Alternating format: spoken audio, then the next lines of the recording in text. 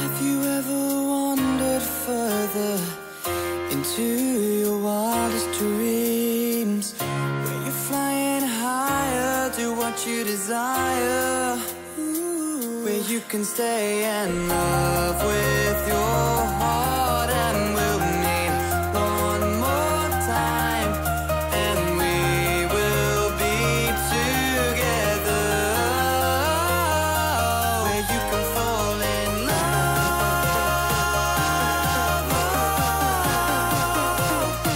where you can fall in love,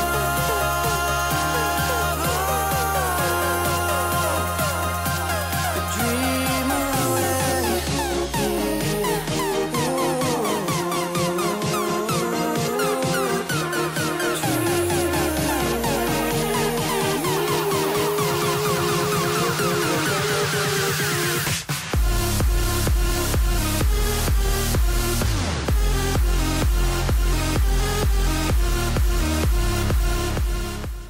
Φίλες και φίλοι, έχω τη χαρά και τη τιμή σήμερα για ακόμη μία φορά να έχω κοντά μου μέσω Skype αυτή τη φορά τον μεευτήρα χειρουργό γυναικολόγο με εξειδίκευση στις παθήσεις και την χειρουργική μαστού Ιωάννη Μπούτα, με τον οποίο θα μιλήσουμε για τους γυναικολογικούς καρκίνους και ακόμη περισσότερο για τον καρκίνο του μαστού. Κύριε Μπούτα, ευχαριστώ πάρα πολύ για την αποδοχή της πρόσκλησης στην εκπομπή για ακόμη μία φορά. Είναι τεράστια τιμή. Εγώ σας ευχαριστώ. Κύριε Μπούτα, ποιοι είναι οι συχνότεροι γυναικολογικοί καρκίνοι? Ο συχνότερος γυναικολογικός καρκίνος είναι ο καρκίνος του μαστού.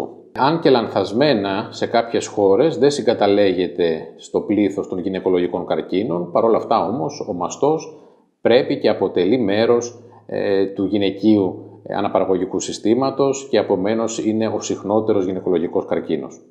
Γιατρέ μου, ποια είναι τα αίτια εμφάνισης νεοπλασίας και ποιοι οι προδιαθεσικοί παράγοντες? Πρώτα απ' όλα πρέπει να διαχωρίσουμε κάποιους παράγοντες κινδύνου οι οποίοι μπορούν να τροποποιηθούν στη διάρκεια της ζωής μιας γυναίκας και παράγοντες κινδύνου οι οποίοι δυστυχώς δεν μπορούν να τροποποιηθούν.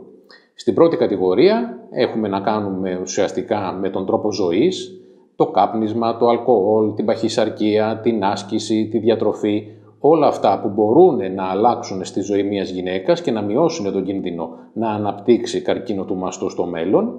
Και υπάρχουν και κάποιοι παράγοντες κινδύνου, όπως είναι η κληρονομικότητα, οι μεταλλάξεις κάποιων γονιδίων, τα οποία δυστυχώς δεν μπορούν να αλλάξουν.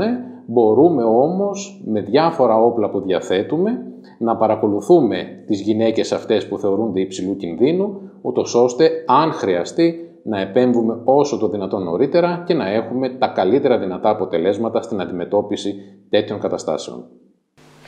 Ας σταθούμε λοιπόν στον καρκίνο του μαστού.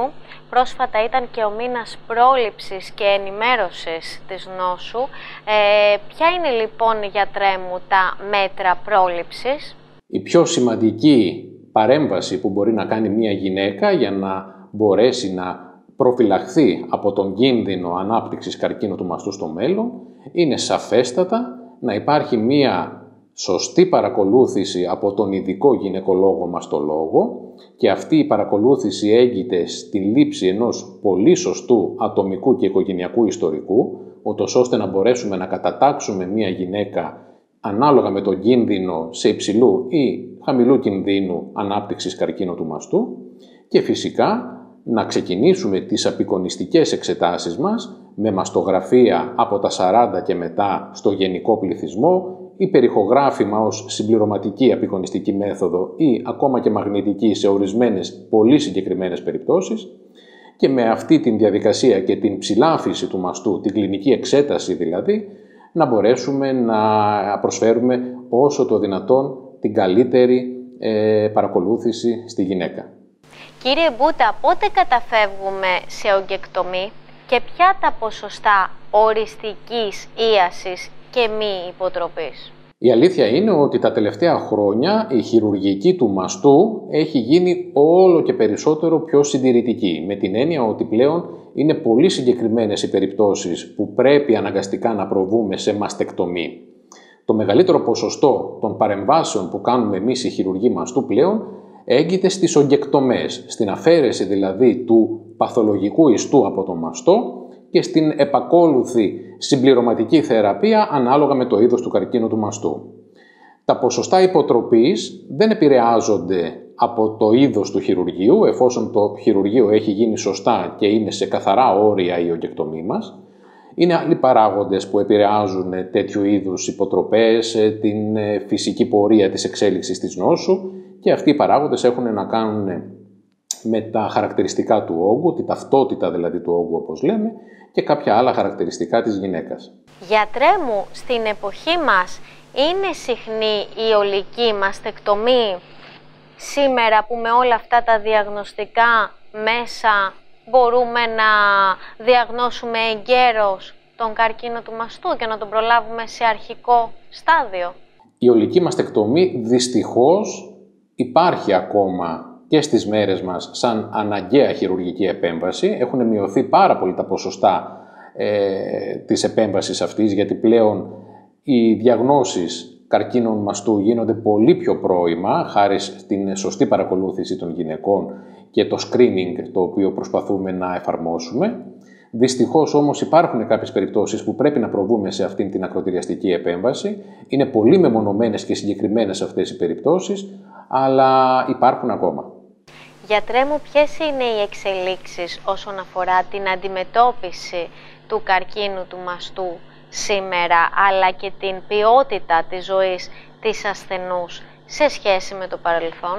Σίγουρα οι εξελίξεις είναι συνεχόμενες και ακόμα περισσότερες έπονται, τόσο όσον αφορά την θεραπευτική αντιμετώπιση του καρκίνου του μαστού, όσον αφορά και τις χειρουργικές επεμβάσεις στο πλαίσιο της ογκοπλαστικής χειρουργικής του μαστού που εφαρμόζεται τα τελευταία χρόνια παγκοσμίως, ούτως ώστε να προσφέρουμε στη γυναίκα ένα σωστό αισθητικό αποτέλεσμα, ασφαλώς να είναι ογκολογικά αποδεκτό το αποτέλεσμα και επίσης να προσφέρει μια πολύ καλύτερη ποιότητα ζωής, τόσο όσον αφορά την ψυχολογία της γυναίκας, όσον αφορά και το αισθητικό αποτέλεσμα, τα οποία αυτά τα δύο φυσικά, όπως αντιλαμβάνεστε, είναι αλληλένδετα.